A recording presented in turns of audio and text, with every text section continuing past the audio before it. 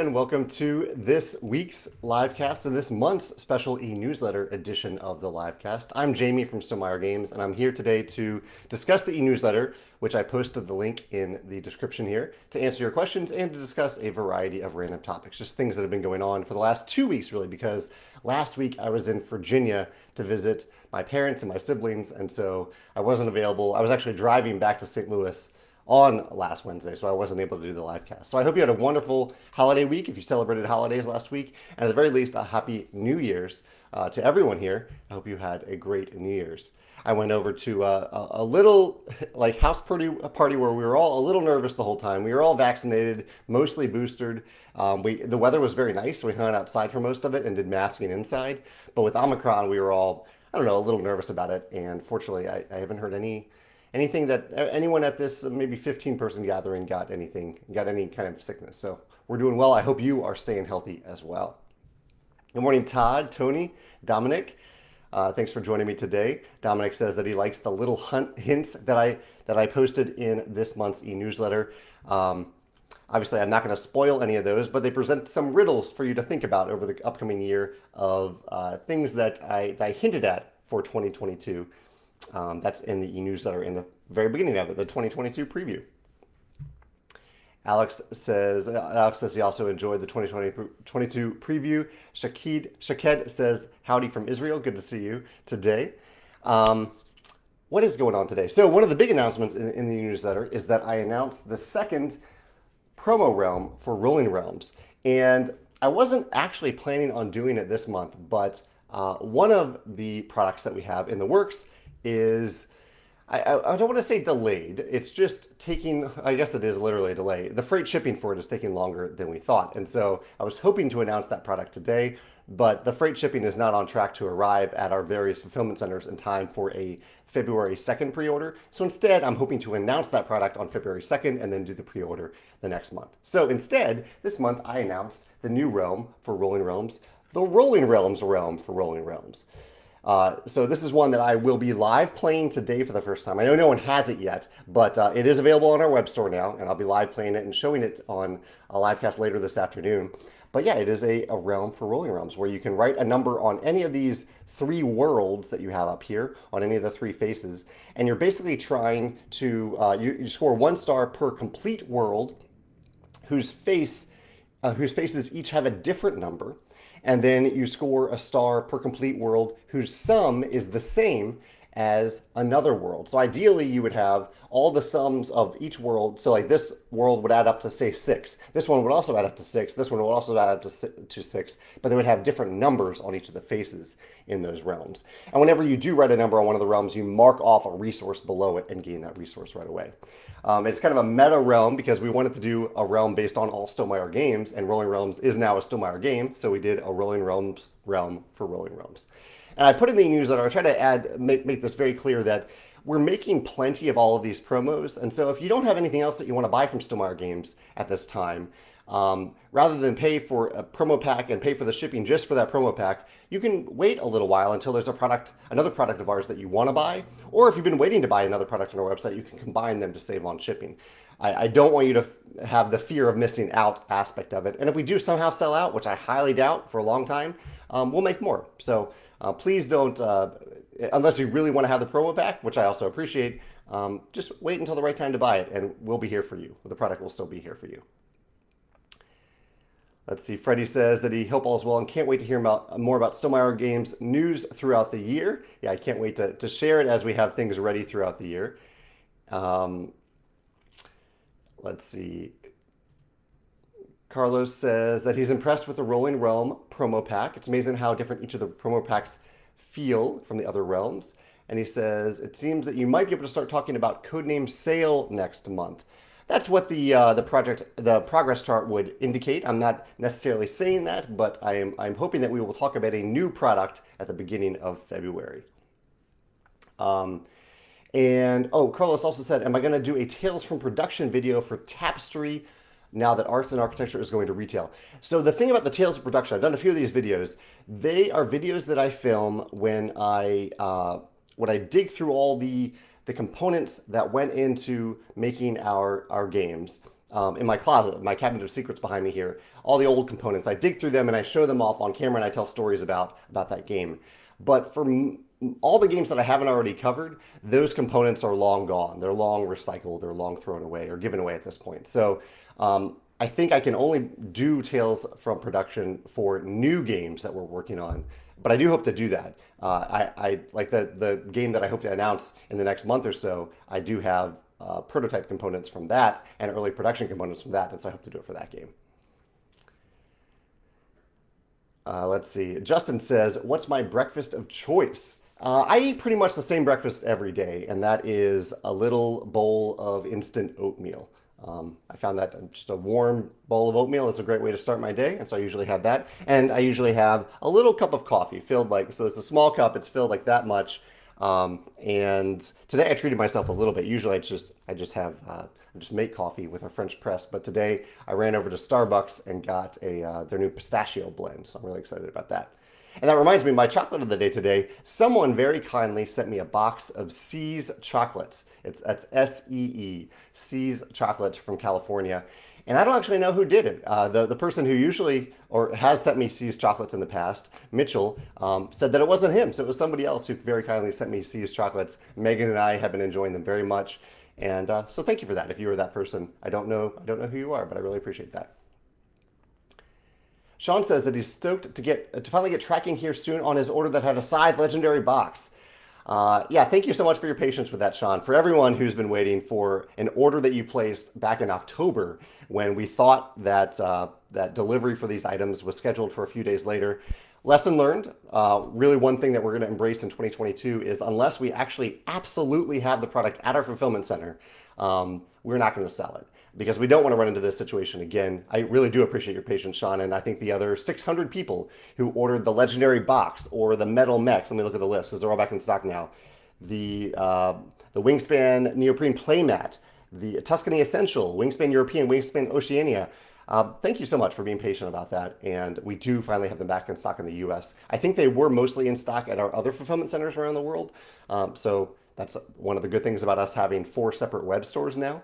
But yeah, I hope to avoid that problem in 2022, even though freight shipping, I think, will remain very slow for 2022. We just won't let you know about stuff until it's actually arrived, and we won't say it's back in stock until it actually literally is back in stock.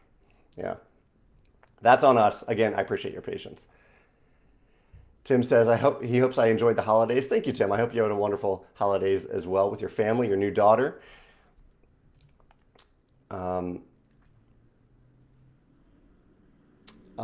Corey has a nice note here, and Corey, Corey sent me a nice note over the weekend. That meant a lot to me. And Corey, I want to talk about what the note says, unless you want to share it in the comments below here. But thank you so much for sending that note. And yeah, that meant a lot to me. And yeah, I'll leave it at that, because I know there's a lot you put a lot of your heart into that note, and I appreciate it. Thank you. Allie says, do you know if when Between Two Castles will be back in stock? I don't know exactly, Allie. We should. I guess maybe we recently did sell out of that. I wasn't anticipating that necessarily. But I will check on that to see when it is back in stock. I don't know offhand when the next reprint will arrive, but I think the earliest would be a couple months from now. Yeah. So you might want to look at other retailers for Between Two Castles if you are looking to get it. I'll make a note about that. Thank you for asking about it. Cody says, I know you aren't really a solo gamer, but have you checked out Final Girl? I love the modularity and its dripping with theme. I have listened to podcasts about it. Like, I love the One Stop Co-op Shop. They talked about Final Girl. And I'm open to trying it. Maybe playing it co-op with another player, just us acting as one player. I'm open to doing that. But I currently don't have the game and don't have access to it. What have I been playing lately? I played with my family. I played Just One and Rolling Realms, and we also played a few rounds of Mario Kart. My brother-in-law has the old school Mario Kart 64 that I used to play a lot in college, and we got to play that a little bit over the holiday. We also played, I'm looking through my list here. What else did I play? Those are the main things. Oh, over the weekend, I played Small World of Warcraft with a friend and his son, and played a little bit of Exploding Kittens with them as well. And yeah, I think those are the only games that I played in the last. Oh, no, I am forgetting some other games. Megan's brother and sister-in-law were in town for a few days last week after we got back from Virginia. They were here in St. Louis. And we definitely played some games with them. We played Role Player. We played. What else did we play? I'm completely blanking on what we played over the weekend with them. Yeah, but we played some good games with them. I can't believe. Oh, we played Cascadia. I've played Cascadia a few times. That was maybe the new to me game that I played a couple times over the last week and really enjoying that. Um, and I also filmed, speaking of Cascadia, I filmed my top 10 games of 2021 video, and that will go live this Sunday. My video from this past week were my top 12 favorite games where you get to feel a little sneaky. I have found that I really like being a little sneaky in games. I don't like to be sneaky in real life at all, but in games, that's kind of my outlet to be a little bit sneaky, have a little bit of like hidden information or a little bit of be a little wily in games. And so I did a top 12 list about that. So if you enjoy being a little sneaky in games, feel free to check out my video from this past Sunday. Tim says that he ordered the new promo realm along with the Metal Mechs and the Legendary Box. Well, that's a big order, Tim. Thank you for doing that. Tim says, are all the Scythe promos on MeepleSource? They are. We are working on something. So in the near future, maybe a couple months from now, we will have the promo cards from Scythe in a consolidated pack on our web store. But the promo coins, we're just going to continue to sell them to MeepleSource and they can sell them as they wish. I think it could be a little fiddly if we started selling those coins, and we kind of have a long-standing partnership with MeepleSource to sell those coins. So to answer your question, all the promos are on MeepleSource, but in the fairly near future, we will have the promo cards from Scythe in a consolidated pack on our web store. I'll check on when that's coming in. We started making it a while ago, so I'm not quite sure why it's taken so long. So yeah, we'll find out.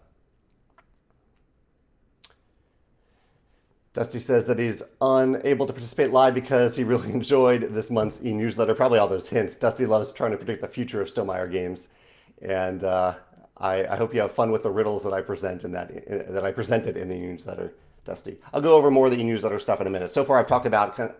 I didn't reveal anything, but I mentioned that there's a preview, a sneaky riddle-filled preview of stuff that is coming in 2022 from Stonemeyer Games. I talked about the new Rolling Realms Realm for Rolling Realms promo. That's in the newsletter, and I'll go over some other topics in a minute once I catch up on questions. Sean says, do I have any suggestions for nice organizers for the Legendary Box and for Wingspan? You know, I don't have my finger on the pulse of third-party organizers, Sean. I think Folded Space, I've heard that they do a good job. Meeple Realty, I've heard, does a pretty good job. There's one company I won't mention here that I would not recommend, but I don't also want to go out of my way to not recommend them. But I didn't mention it among those two companies there. Dominic says that over the weekend he got to play code. Oh, and I will say, Sean, about Wingspan. We are working on what we're calling the Wingspan Nesting Box, which is a big box and an organizer. No gameplay content, just a big box and an organizer for all past, present, and future Wingspan stuff. So you might want to look into that on our website. There is a full write-up on our website about what that is. So you might want to look into that before you invest in a third-party insert. However, if you have already invested in a third-party insert, we've designed this big box so that you can remove some of the custom trays that we've made for it and plop and fit into it custom trays from other companies. So your money is not wasted either way. Let's see. Chad says he loves being sneaky in Scythe. Cody says, do you think there would ever be a new mini golf course for the Rolling Realms solo mode that could incorporate the promo realms? You know, I have asked the Automa Factory team to make that. I would love to have that as an option, kind of a replayable option for anyone who wants to play like over and over again, mini golf over and over again within the Rolling Realms world. So they are working on that. Yeah. Gerson says that he's been enjoying a lot of Tapestry on Board Game Arena. I'm glad to hear that. Any chance of allowing all the tracks to line up? It's already a different experience from analog play, so it seems like a neat way to adapt to the new medium. That's an interesting question, Grayson. I remember talking about that with Board Game Arena when they were creating the board for it. And there was a reason why we didn't do it, but I can't remember it. So feel free, I think it's still in beta, so feel free to suggest that. If they hear that from enough people, they might consider doing that. I don't really have much control. I can offer suggestions, but I don't have control over the interface or the design or anything like that. It's all Board Game Arena. All right, I'm almost caught up on questions. So I'll come back in a second, but a few other topics that I mentioned in the newsletter is that there is a Wingspan rule pop now available. If you're not familiar with that term, a rule pop is this web app that I forget the person's name who created it, but he's created these interactive web-based rules for a few different games now, where you can really, really easily go to the single page and click on a little button that says like, I don't know, end of round abilities. And you can read everything that you need to know about that. And I think he's even included like FAQs in each section of that page. So if you're ever looking for a question for Wingspan, while you're welcome to post on the Wingspan Facebook group or the Board Game Geek or the Stillmire Games website, you might also check out the Rule Pop page. That's noted in the e-newsletter. I think it's going to be really helpful for people looking up rules questions. I linked to the year in review post that I made recently about kind of posting some highlights from each month in Stonemeyer Games. So there's a link to that in the newsletter. There's also a link to the demographic survey results. So if you filled out the demographic survey in the newsletter a month ago, you can see the blog post that I wrote about the results for them. I also recently, so we kind of have three big categories that we're trying to do better at Stonemeyer Games and really actively trying to be better at them. And one is diversity, like Black Lives Matter, BIPOC, diversity, inclusion, everything that's encompassed into that. Eco-friendliness, we're trying to do a much better job at that, and accessibility, which has been on our mind for a long time, but we've never really had a metric for it. And so my most recent blog post from this past Monday was about accessibility in games in a variety of different categories. So if you think a lot about accessibility in games, feel free to check out that blog post to see how we're doing in that category. All right, I think I'm almost caught up on the e-newsletter. I'll continue to scroll down a little bit here, but let's see. I'll catch up on questions. Cody, I answered Cody's question. Gerson's question. Tony says that he picked up the painted versions of the metal tokens in Red Rising. We do have those available now, I think, on all web stores. So feel free to check those out if you've been waiting to get them. I think it should be on the Canadian web store too, but I will check that out after I get off this livecast. Someone wants to confirm that. If you can see the painted Red Rising metal tokens on the Canadian web store, feel free to let me know in the comments here. Bill says he buys the Rolling Realms packs in pairs, one to use and one to save. That makes sense, Bill. He says, would you consider a way to simply set aside packs as they print to collect them as a larger set? Simply set aside packs as they print to collect them as a larger set.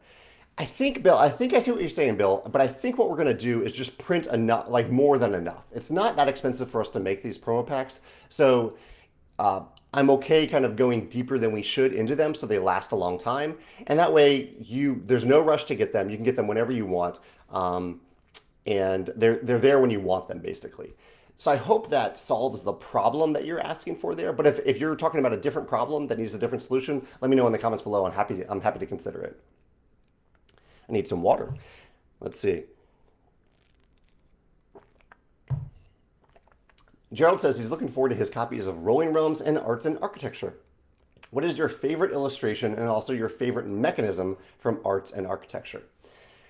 Shoot, I did a video about arts and architecture. I'm trying to remember my favorite mechanism. I think I probably talked about the capital cities, the new advanced capital cities.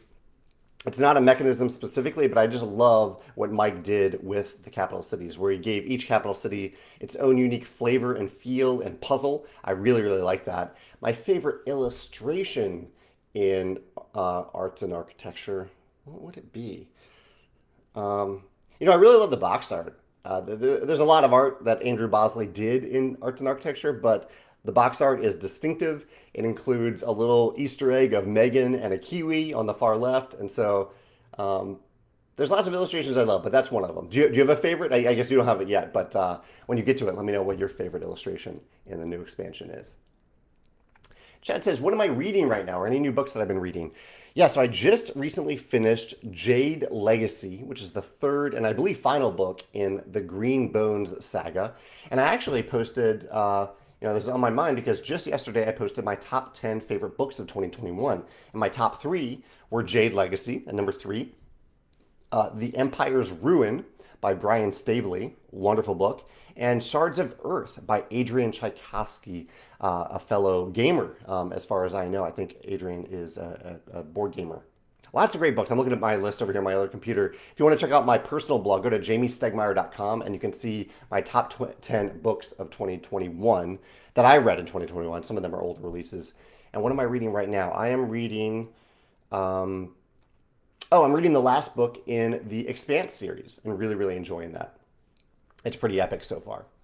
I also posted on Monday my top 10 favorite movies of 2021. I won't bore you with the entire top 10. You can check it out again on jamiestegmeyer.com. But my top 3 were Dune, Promising Young Woman, and Spider-Man: No Way Home. Yeah, a lot of streamed movies this year. A lot of movies that I purchased via streaming, but some really, really surprisingly really, really good movies this year.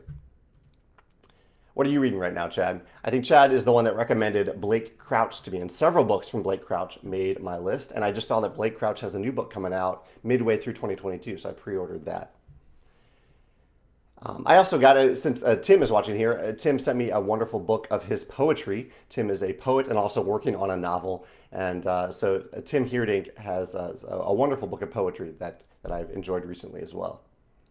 Quinn says, if you like being sneaky in games, then you might like a game that I'm finishing, Hungry Heist. Either you play raccoons stealing food from the cages at a zoo or the zookeepers trying to catch them. The biggest struggle I have is writing the rules so that someone could play by just reading them without help from me. Any tips that you can give?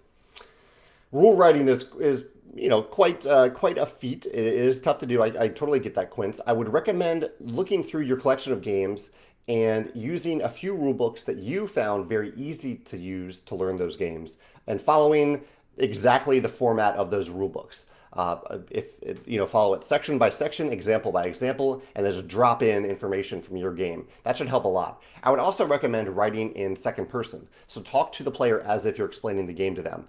Don't talk about like the player, talk about you. Say, gain a piece, gain $5, or now is the time for you to gain $5, rather than now is the time for the player to gain $5. I found that talking to the player in second person like that really, really helps communicate different things in the rules. But I just recommend looking at a few great rule books in your collection and using them for guidance. That's at least a starting point. Yeah. George says, have I played Boon Lake from Alexander Pfister? I have not. I love Alexander Pfister's works, but I have not played Boon Lake yet. He says, I've played it twice now, and it seems to have many similarities with Tapestry in terms of game mechanisms and income turns. I think you will like it. I haven't heard much about it. Maybe it's caught up in freight shipping woes as well, so I will make a note about that and check it out. Thank you, George. I appreciate that recommendation. Sean says, have I watched Wheel of Time yet? I have. Yeah, we did finish it. He says, what are your thoughts? I'm trying to accept the new vision, but it's difficult knowing the completion of the series. I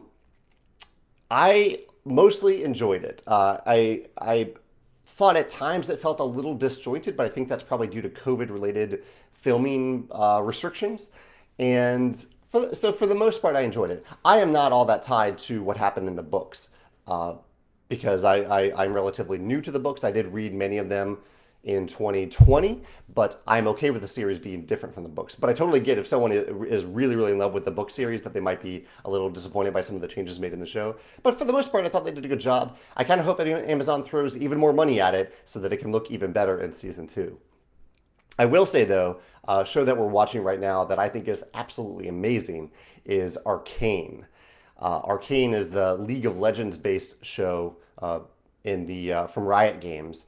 And it really is stunning. The animation style in it is absolutely beautiful. The direction of it, like where the director decides to place the camera in it, even though there is no camera, is really beautiful. Like the direction is top notch. The writing is great. It's a little dark at times, so I don't know if it's necessarily a kid's show, but teenagers plus and adults, those of you watching this, I think might really enjoy it. I'm blown away by the quality of it. And I think if a Stillmire game were to ever make its way onto the big screen or a TV show, I'd love to have it look that good and be that well written. That would be incredible. Also, we started watching The Witcher Season 2 yesterday. And I thought The Witcher Season 1 was a little bit of a mixed bag, but I really enjoyed the first episode. It was kind of what I wanted The Witcher to be. even from coming from someone who knows very little about The Witcher, but it just felt very Witcher-like, the first episode of season 2. So I'm curious for those of you who have watched maybe all of season 2 already, if that continues, if you like season 2 more than season 1, what are your thoughts there, without spoiling anything? Jay confirmed, thank you, Jay. He confirmed that the painted metal cubes for Red Rising, that's one thing I can check off my list, thank you, Jay, are now available on the Canadian web store. Jay says, any updates on arts and architecture fulfillment for Canadians?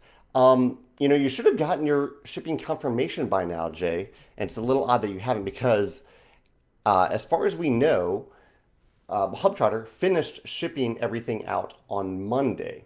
So I don't know if Joe is watching this. I can check on your order, Jay, but it is possible that the order has been prepared, but it hasn't been picked up by a courier yet. But the shipment did arrive last week, and Hubtrotter got to work very quickly at shipping it. And from what they told us, they shipped the last outstanding order on Monday of this week. So I will check on your order, Jay, to see if there's some other holdup there that we're not aware of, and I will look into it right away. Yeah, thanks for letting me know. Bill is one that mentioned the potentially a problem solution for Rolling Realms promo packs, and he says, just trying to think of ways to save delivery cost, but in reflection, it's probably offset by storage issues. Yeah, it's more of an organizational issue, like asking someone at a fulfillment center to compile all the different promo packs together could be a bit of a hassle, although we are already asking them to do that for shipment. So if you order both of our existing promo packs today, then they're gathering them from different cartons at the same time. Fortunately, they don't take up much storage space because we can fit so many of them in each carton. Looks like Walter wants to say hi here. Walter will join us for a question or two. Garden says, when you release a new game or expansion, how do you decide which content creator you want to create an instructional video? Normally, honestly, I just default to Rodney at Watch It Played because we have a long-standing relationship with him, and I think he does a great job. I make a lot of business decisions, for better or for worse sometimes, based on existing relationships. Like if I know that someone does a great job, that they communicate well, that they are high quality and a reasonable cost, then that I often default to them. And I think usually that works out. Like I've worked with Panda Manufacturing for a long time because I really like Panda's quality and communication. I like the people there. We have a relationship with them. Whenever I make a new game, I don't quote a bunch of different manufacturers. I just go to Panda because I know they do a good job. So I'm probably over-explaining this a little bit, but I know there are some other good content creators out there who make good instructional rules replacement videos. But so far I've worked with Rodney, and I'll probably continue working with Rodney into the near future, unless he isn't available, or if he doesn't want to do one of our games, which I totally understand, he's a very busy guy, then I'm open to working with another content creator to do a rules replacement video instead. Yeah. Tim mentioned if I've read any good poetry books lately, and Tim, I'm probably behind on questions here, but you might have heard me mention your book a few seconds ago. Tony says, no Shang-Chi. Shang-Chi was definitely an honorable mention. Where did it make it on my list? No, yeah, it didn't make it in my top 10. I really enjoyed watching it, but I found it, I haven't thought back about it all that much afterward. Whereas I don't want to say a similar movie, but another movie that has that style of fighting in it, The Paper Tigers, I have thought about several times. So I really did enjoy Shang-Chi. I don't want to knock it. It made it into my honorable mentions here, but it just, for some reason, it didn't feel like one that would be a lasting effect on me, and one that I may not watch again all that many times, although it was a really well-done Marvel movie. I really did enjoy it. I don't know. While I was making the list, it just didn't pop into my mind as one that would quite make the top 10. Chris says that he just finished the last Expanse book as well. I'm not done yet, but I'm reading it and I'm really enjoying it. I hope it concludes well in the last 60% of the book. Alex says, what's your best score in the mini golf course? Well, Alex, I am the multiplayer designer of our game, so I actually rarely play the solo versions of our own games. I trust Ultima Factory to do a great job with them, and so I don't know. I haven't played the mini golf course yet in Rolling Realms. I've just did a lot of live plays. I'm going to do a live play today with the new Rolling Realms promo realm for Rolling Realms. Looking forward to that this afternoon. Sean says that his New Year's resolution is to start reading books. He purchased the Scythe series and just got here yesterday. Fairly excited. The Scythe series that Sean's talking about, I should say, is not related to Scythe, the tabletop game. It's by an author named Neil Schusterman, I believe, and it's a really good book. Yeah, a really interesting book series, a dystopian book series about a future where death has been eradicated. Like people just can't die anymore, and so the world finds a different way to make sure that people do die from time to time. It's a little dark, but in fact, it's very dark. But I enjoyed reading it. I like dystopian fiction. Oh, well, it looks like I'm way behind on questions now, so I'll try to catch up. Any other topics that I wanted to cover? I'll check on that real quick. Oh, we did when Megan's brother and sister-in-law were in town. They brought their dog with them, and so it was really fun to see the cats interact and be fairly brave with this dog and see this dog treat the cats really, really kindly, no aggressiveness at all. He kind of backed away from them if he ever thought they were feeling anxious. So it was nice to see that they could visit with their dog in the future and the cats might actually get along with the dog. In fact, I look forward to seeing them become a little better friends, and that would be really neat. I have a few more random topics here, but oh, what? Yeah, but I'll keep jumping in because I'm way behind on questions right now. I might skip over some comments just to make sure I don't miss any questions. Freddie says, could there be a Stillmire Riot crossover for a video series? Yeah, I think Riot must have worked with or bought a company to do the animation for Arcane. I don't know how they did that. I need to look into the making of it, but I don't want to spoil anything yet until we finish the series. So I'll look into that after I'm done. Kevin says, have I seen the Smart Gamer's Guide to Putting Games Away? He says, it's advocating sweeping all the components from the table into the box, loose with no bags, organization, whatever. Any thoughts? Wow. You know, I can see that maybe working, but, and I do that with some components. Like some people really separate like each individual resource, but in the end they end up in a pile back on the table anyway, so I don't do that. Like when I put away Lost Ruins of Arnak, all the resources ended up back in the same bag. But having no bags organization whatsoever, I don't know if I would want to do that personally. But if someone finds joy in that, they're welcome to do that. Tony says that he binged Ted Lasso over the holidays and loved it. I do love Ted Lasso. Gavin says that he and his significant other both preferred season 2 Witcher over season 1. I see a few people echoing that sentiment, which is great to hear. Tim says that he just started The Silent Sea on Netflix last night, another great Korean show. Tim has also recommended another Korean show that I'm forgetting right now that I haven't watched yet, but I need to. It's on my list. I did write it down on my list, so it's there for sure now. Joshua says, is there, in fact, there's another show called Yellow Jackets that someone recommended. I need to make a note of that. So many shows. Joshua says, is there a game mechanism that you love that you wish was utilized more in board games? That's a tough one to answer off the top of my head, Joshua. Well, one of them actually I recently encountered in Arc Nova has the card mechanism where you use cards as actions, and the longer that you don't use a card, the more powerful it becomes, and then you use it and it becomes instantly less powerful, and that you can upgrade the cards by flipping them over to make the abilities better. That is a really cool mechanism that I would love to see in more games. So far, as far as I know, it's only in Civ: A New Dawn and Arc Nova.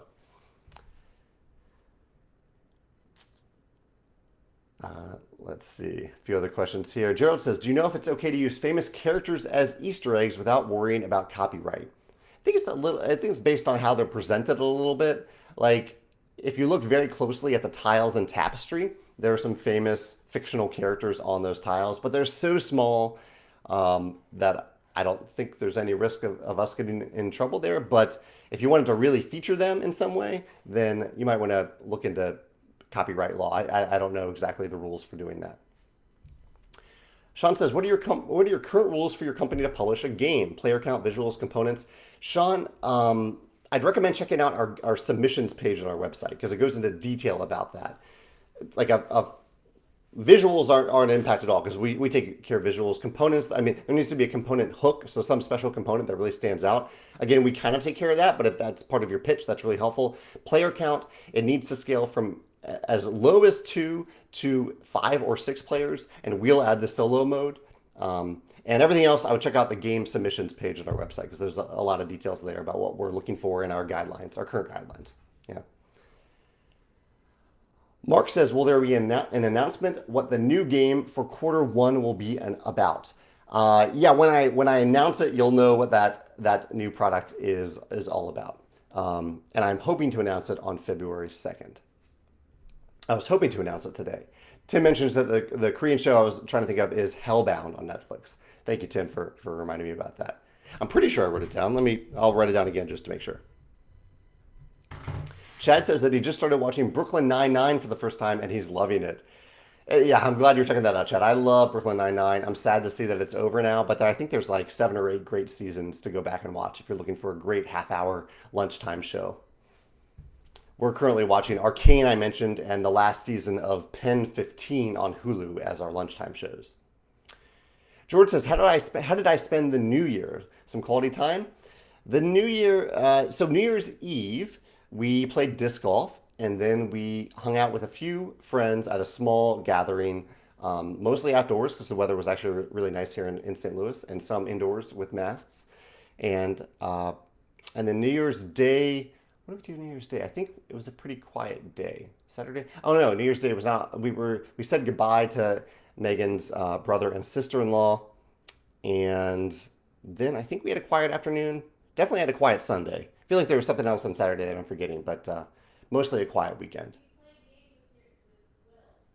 Oh, that's right. On Saturday, that's when I played Small World of Warcraft. Megan reminded me off camera, and we watched a movie. We watched some movies over the weekend. We watched Ron's Gone Wrong, and something that I'm now forgetting. Yeah. Brett says, what do I think about games that hide something under the insert, and would you ever consider something like that in any of your games? We actually do have a game that has something under the insert. I won't spoil it here, but it's something that the game instructs you to look at the right time, so you don't need to go searching for it. I generally like it. I love the idea of it, and I like it when games can instruct you to go look there. I have heard there's some post on Facebook about a month ago where someone threw out the entire box of their game without looking under the insert. I don't know why they threw out a game box. Like it wasn't an expansion box. They threw out the game box itself and later learned that there was something under the insert. That is unfortunate. I think it's an edge case, but I do see that it can be problematic if someone really doesn't know to look there and it slips their attention for a long, long time. I get that. But in general, I like the idea of bringing joy to tabletops, and I think the joy of discovering something under an insert exceeds the relatively edge case problems where someone doesn't actually discover what's under there, or they throw it away and can never discover it. Because I think either a person is going to discover it by happenstance, or they know to check under inserts and they're going to find it, or someday, maybe deep in the future after they played the game a dozen times, they're going to read something online saying, hey, look under the insert in X game, and they're going to go look and find something cool.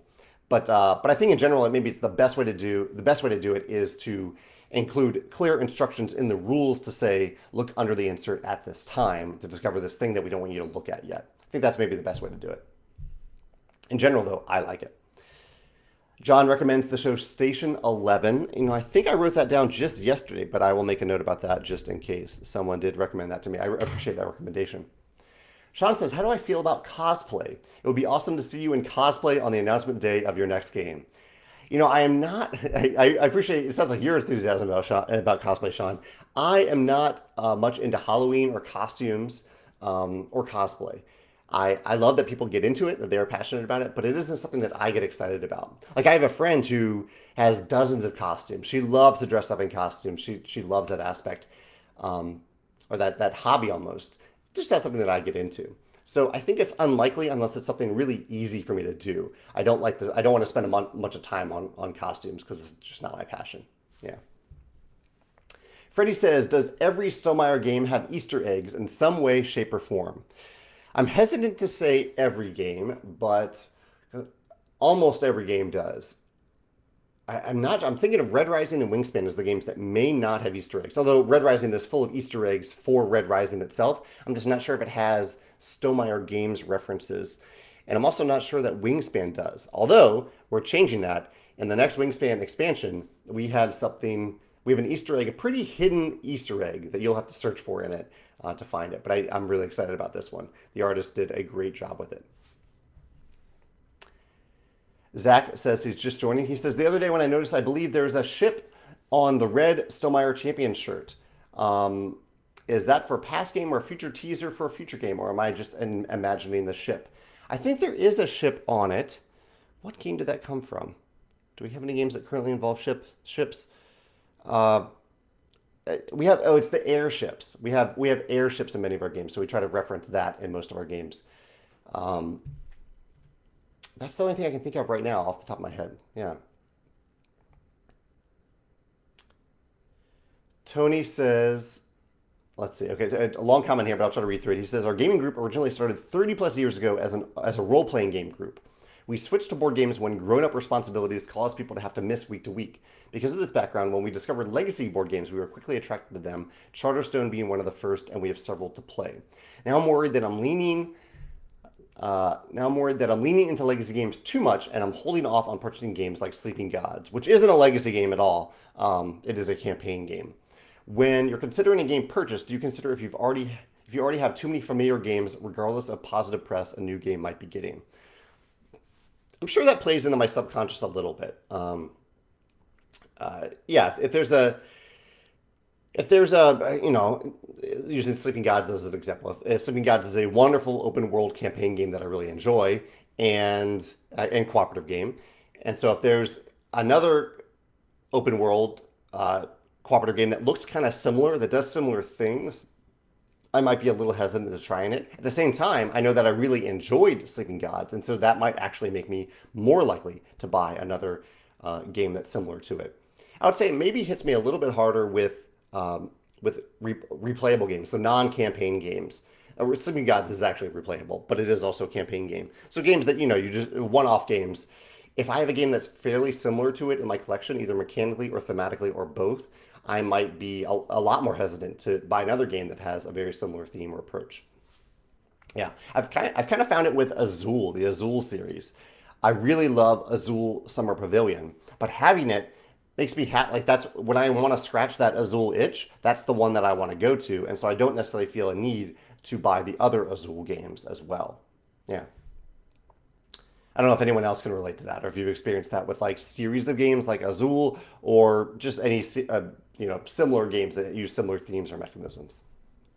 Joshua says, have I enjoyed Renaissance fairs? My partner and I love them and do minimal cosplay. As someone who loves medieval Europe and castles and knights and all that stuff, I've never actually been to a Renaissance fair. So I need to do that someday, hopefully post-pandemic, if there is a post-pandemic. I would love to try one someday, but I haven't done one yet. Segi says, do I have any sustainability goals for your games in 2022?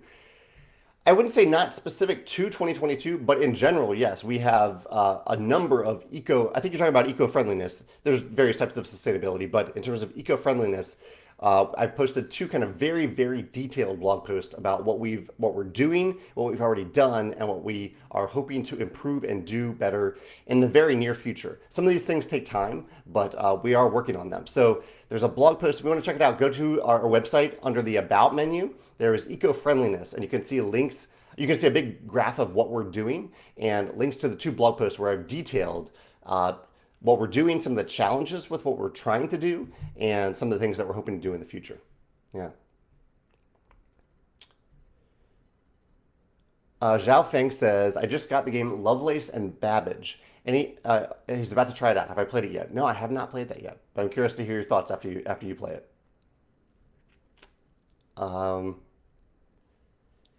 Ryan says he thinks that the ship on the Stillmire Champion shirt is the airship from the My Little Scythe expansion.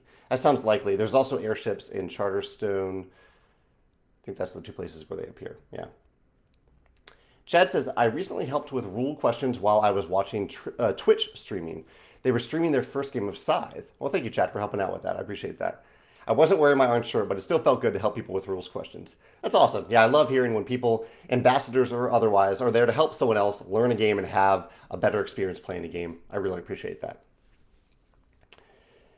Yesterday, a few other random topics here. Yesterday was my sister's birthday, so I sent her a little birthday note. I got to spend some quality time with my sister over the holiday break in Virginia as well, but happy birthday to my sister, Emily.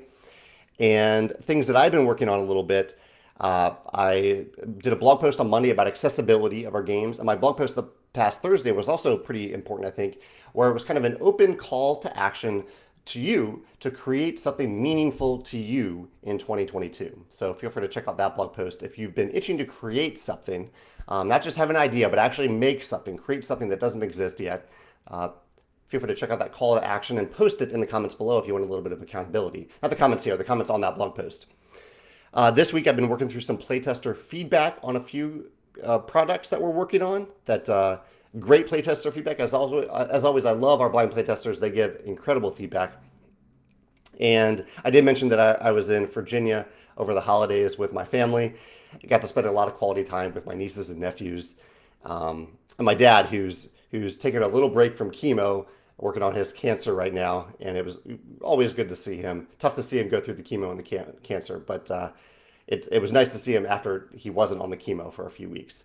The chemo really does a number on your body, or on his body. I haven't had to go through that yet personally. What else is going on here at Stillmire Games? I'm trying to think of anything that I'm working on today. I am working on some. So one of the things that we do during the design process, the development process really, is we send out a game or product, depending on what it is, to blind playtesters, and they send us back feedback. I look through that feedback and I share what I think is really important with the designer. The designer also gets full access to all the feedback, but they often just maybe highlight some of the things that I mentioned. The designer takes those changes, implements them in the game or the product, whatever it is, and then sends me those changes to review and to think about. And usually I then play the game. Sometimes if I have a good feel for what the changes did, then it goes right back into blind playtesting. And so that's one of the things I'm doing today. There's a product where the designer has made their changes based on blind playtest feedback, and I'm going to review those changes today and offer my thoughts and notes. And again, probably play it again in the next couple of days. So I enjoy that process, that stage of development where we're trying to make things better. We already know things are working well. We're trying to make them a little more fun, a little more balanced, a little more intuitive, have the game flow a little better. I greatly enjoy that part of the process. I also need to work on some more of the promo realms, Rolling Realms promo realms, because we have more non-Stonemeyer publishing partners that are letting us use their games for inspiration for several of the realms. Freddie says, when do you think we'll hear info about upcoming Stonemeyer titles? The next one that I'm hoping to talk about is on February 2nd. That's the one that I was hoping to talk about this month, but it didn't happen due to freight shipping. And so depending on freight shipping, it will hopefully be February 2nd that I'll start talking about it. Let's see here. Facebook always acts a little weird with these questions. Tim says, have I considered donating via pre-orders or otherwise to cancer research? That's a good question, Tim. So what we usually do with pre-order signups is or pre-order launch signups, really. So if you are interested in a new product that we're releasing, typically a new game, and you say, send me a launch notification. You give us our email and say, send me a launch notification when it goes live. Then we donate $1 to an organization that is thematically connected to that brand or that product, that game. And so we haven't had one that's connected directly to cancer, as far as I know, yet. But if there is one in the future, we will happily consider doing that. But we have, through our annual charity auction, selected by the bloggers and content creators, they have selected a number of organizations that are cancer related. So we've probably donated at least $10,000 over the last couple of years to cancer research through that charity auction. Yeah. Quinn says, what are my goals for 2022? Funny you should ask. I am probably going to do a resolutions blog post, like business resolutions with some personal stuff mixed in there, on the Stonemeyer Games blog tomorrow. So check out the blog tomorrow, I think, maybe next Monday, and see what some of my resolutions are. I'm still kind of processing them myself. But for Quince, he says, I want to show Hungry Heist game his Hunger Heist game to a publisher, even if they don't want it or like it. I want to say that I did it and that I need to make changes. Like you said, make it flow better, and that's great. I love that goal of taking a game that you've created and presenting it to a publisher via their submission guidelines. So I hope you achieve that goal at the right time for you this year. Joe says, I just heard from our Canadian fulfillment center and they said all backlogged orders should be shipped by the end of the day today. The tracking emails aren't always sent immediately. They depend on how quickly a package is scanned into the courier system. So Jay asked about that earlier. Jay, I'm guessing, well, I don't want to guarantee it, but I'm 99% sure that your order is covered under what Joe mentioned there. Thanks, Joe, for chiming in with that update from Canadian Fulfillment. Chad says, are the Rolling Realms promos going to be available to retail eventually? He says, for my information, Alex has been a big help in keeping up stock for our Stillmire selection. Thank you, Chad. I'm happy to hear that.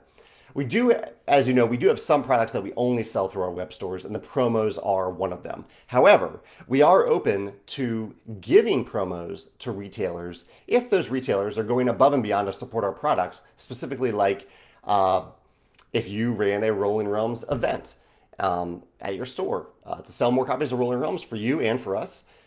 Let us know about that, and we are happy to support those types of events with promo packs. I think I've talked about that with Alex, but I'll be specific about that so he knows that's an option when he talks to retailers. But maybe he can put that in next month's retailer e-newsletter. I'll make a note of that right now. So we're flexible with these promo packs.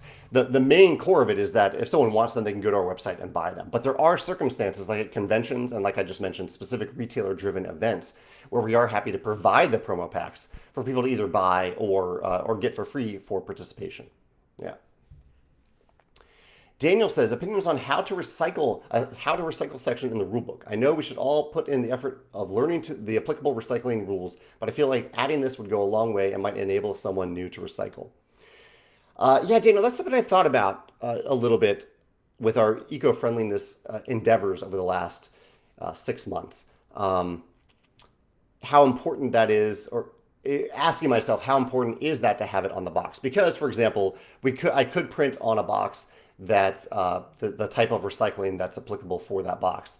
But in general, I don't think of game boxes as things that people should recycle, or if they do, they're probably going to toss it in with all their other cardboard and not think about it. And that's probably okay in most cases. There's also things like the insert. If we include a plastic insert, what's the appropriate way to recycle that? So Daniel, I don't know. I'm still kind of forming my opinion about it because I know for me, I am someone who actively recycles. And I think for anyone else who, or most people who actively recycle, they know kind of what they're allowed to recycle and what they can't. I would say the biggest thing that they don't know about is bubble wrap. Bubble wrap is very rarely recyclable. And if you throw it in with all the other recycling stuff, it can actually clog the recycling machines that process things like glass and plastic and cardboard. So don't mix that together. Currently, for the most part, you just have to throw away bubble wrap because it'll actually impede the recycling process. That's one thing that I think a lot of people don't know, and that type of information I do want to share, but our games don't come bubble wrapped, and so you don't have to think about bubble wrapping when you look at our games. So Daniel, yeah, that's something I'm processing. I'm thinking about, I feel like it's the type of thing that will only help most people who already know how to do that anyway, or who are just by default going to throw most things into the recycling bin and not read the little rule about it in the rule book. Those are my current thoughts about it. But I want to learn, I want to grow in that if you do have a different opinion. Ryan says, how do I approach publishers about the Rolling Realms promos? Do you assume they're familiar with the game? Do you briefly describe it to them or link to videos? Then I assume you ask for permission to use specific games. So yeah, I kind of have a template email, Ryan, where I do all those things now. I say, here's what Rolling Realms is. Here's why it is also a living roll and write game. Here's a game of yours that I really love that I would love to feature. And here's what we need from you. And all we really need from the publisher is permission to do it and the box art so that we can use it on the little promo pack and in the background of the promo card. And if they want, they can provide a very rough concept of what they think the realm might be. And I can then run with it and design it from there. And sometimes there's a fan version of that realm already designed. And so I send them a link to that and I say, hey, a fan already designed the realm. So we don't even need a concept. We have a great concept here, just your permission and the box art. We also pay them kind of a licensing fee, a one-time fee to just to I don't know, to make it easy for them to say yes. And I also offer them a copy of the game. So in that email, I don't ask for an answer right away. I just say, if you want to learn more about the game, just send me your address, and I'll send you a copy of the game for you to check out and decide if it's something that you want to be a part of. And that's it. I don't want to burden any publishers. I don't want them to spend more than like 30 minutes on this, really, at all, because I know they're busy with their own games, and hopefully the money that I offer to them is worth that 30 minutes of time. Sean says, have I reevaluated collector's editions of games? I know you've done a lot of research polls into that. I was curious if sales matched the research. And I did a post about this in terms of Red Rising, because that's the most recent example of where we tried something where we released a retail version and a collector's edition at the same time, and we only offered one of them on our web store and not the other one. And I think for the most part it worked fairly well, except that I made some mistakes in the production of the collector's edition itself. Beyond that, I think the system itself worked pretty well. Retailers seemed happy with it because they had a version of the game that people couldn't get from our web store, and customers seemed pretty happy with it in general, aside from the component mistakes. So, yeah, I have an article about that if you want to dig deeper into it, specifically about Red Rising. I think it was maybe 5 or 6 months ago. But yeah, I would say currently we don't have any other products in the works where we're going to offer both a collector's or a deluxe and a standard version. We're just offering a single version of the game that hopefully will be perceived as a deluxe version, because that's typically the level of quality that we aim for. Philippe says, what's the thing that you are most proud of, Stonemeyer games related or not? The thing that I'm most proud of? That's tough. That's a great question. Tough one to answer on the spot. I would say in general, and it is related to Stonemeyer games, I think about the number of people whose livelihoods are greatly benefited by some hard work that they do, for sure, a lot of hard work that they've done, but also in being connected to something that we've done, that we've included them in, whether they're the designer of a game, or they're a contractor, or they're a third-party accessory maker who makes a bunch of money for selling inserts for one of our games. That feels really good to me. And I'm really, really proud of that. I guess the thing that I'm most proud of is bringing joy to tabletops worldwide. That's my mission. That's our mission to some of our games. But when I think about kind of our growth, I think less about how that impacts us inwardly, and more about how that's impacted a bunch of other people whose livelihoods and their lives hopefully have been better because Stonemeyer games and our games exist. And I hope we can do that even more. I think we can do that even better in the future. I hope that can continue to grow, that other people can benefit financially, really, and in other ways, and joyfully from our products. I'm proud of that. I definitely am proud of that. Yeah. Josh says, I haven't been able to take a look at your live videos in a while because work has been crazy. He says, the city in which I work had a major fire and burned down half the city. I hope to rewatch this weekend. Wow. Josh, I don't know if you want to name the city there. I'm trying to think in the news if I've seen. Oh, are you in Colorado? That's terrible. I hope you're okay, Josh, if you're over there. I heard that some of the towns in Colorado have gotten really hit hard by the fires. Yeah, I hope you're okay. Dominic says bubble wrap is used in the shipping box to protect the game. That's true. That's a good point. We have been actually trying to eliminate that more and more. But you're right. Our fulfillment centers do use bubble wrap. And I wonder if maybe we can do better at letting people who order from us directly know that that bubble wrap cannot be recycled unless very specifically in their area it can be recycled, which is pretty rare. That's a great point, though, Dominic. I'm glad you brought that up. Yeah. Chad says, what subject would you absolutely dominate in a trivia game? Probably nothing. Like, I'm the guy when I play trivia where I'm like, okay, I can picture it, but I don't know the word for it. I can't remember the name or the movie or the person who said that. So I don't know if there's many categories that I would really dominate at trivia.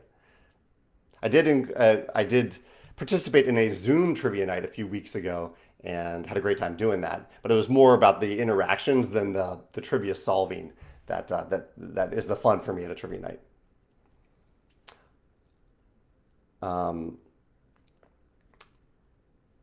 Let's see. Ryan says, if you're in the Seattle area, the company Ridwell recycles plastic film, including bubble wrap, threads, batteries, light bulbs, and other hard to recycle products for $12 a month. That's awesome, Ryan. I would love to see more of that in other areas, and I'm glad you have that in Seattle. Joshua says, have you ever thought about doing a segment on this live stream or another specific one where you answer board game design questions? Or do you know of anyone else in the industry that does this? I mean, that's part of what this is for, Joshua. I'm happy to answer any game design questions during this live cast. I hope people feel free to ask them. And also, if people aren't available to ask them live, the comments of my game design YouTube channel is a great place to have those conversations. I know live is a little bit more fun, but those comments are I'm happy to talk about game design in the comments of my my YouTube channel as well. Let's see. Daniel says there's been a lot of reporting on how most of the US does not recycle, and if they do it wrong. To your point about the bubble wrap, for example, some people don't know that boxes with spot UV can't be recycled. I actually didn't know that either, Daniel. Spot UV is a weird thing. I heard from one person, 6 to 7 months ago when I was researching that spot UV is bad for the environment.